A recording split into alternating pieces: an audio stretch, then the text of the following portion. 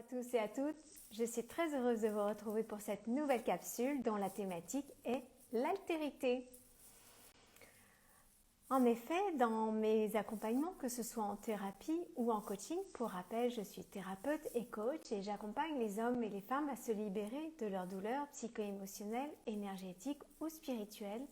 Nombreuses sont les personnes qui témoignent de leurs difficultés relationnelles avec les autres, que ce soit sur le plan familial, amoureux, amical, social, professionnel.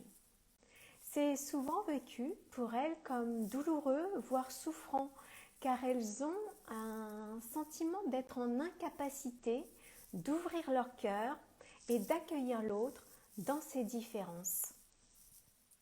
Merci aux personnes qui nous rejoignent en direct.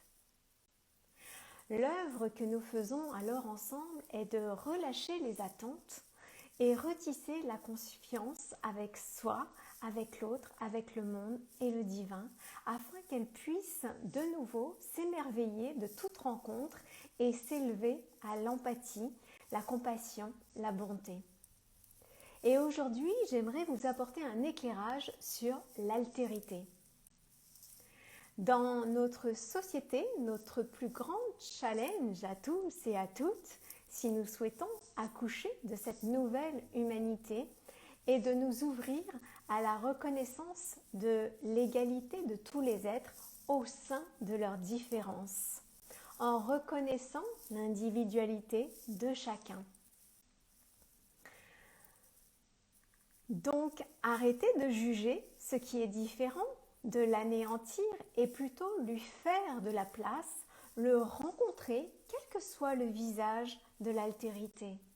Selon notre cosmos, ce sera l'handicapé, l'homosexuel, l'athée, le pratiquant, l'étranger, la femme, l'exilé, visible, invisible, etc.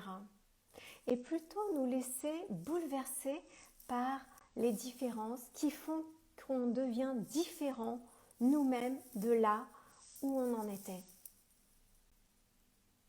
Le temps est venu, me semble-t-il, de reconnaître l'individualité de chacun, de s'ouvrir à l'altérité, d'intégrer l'étranger et sortir d'un entre-soi mortifère qui omet la contamination pour se laisser ensemencer et fertiliser par l'autre.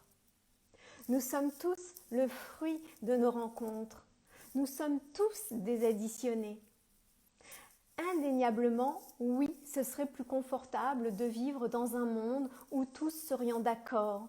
Cependant, cet entre-soi omet la contamination qui évite le trop-plein de soi, le ras-bord de soi et laisse la place au doute, à la porosité existentielle qui rend possible la venue d'autre chose dans notre monde, dans ce grand mystère de l'autre, si semblable et si lointain à la fois.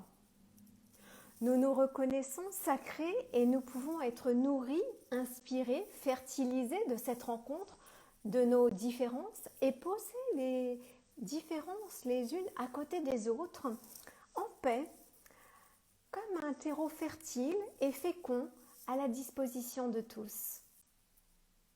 La mesure de notre humanité, c'est l'autre. Ne pas nous laisser aller à l'indifférence pour éviter de ne pas nous comprendre, nous voir aussi à travers l'autre. Et je vous propose de laisser le silence œuvrer un instant ensemble.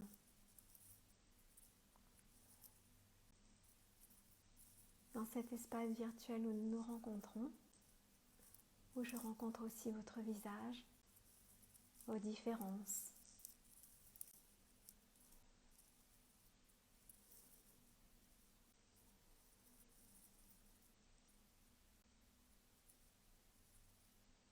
Oser se regarder, oser se face à face avec l'autre. Et en même temps, se rendre compte qu'à travers ce miroir, ce n'est qu'une autre facette de moi-même que je rencontre.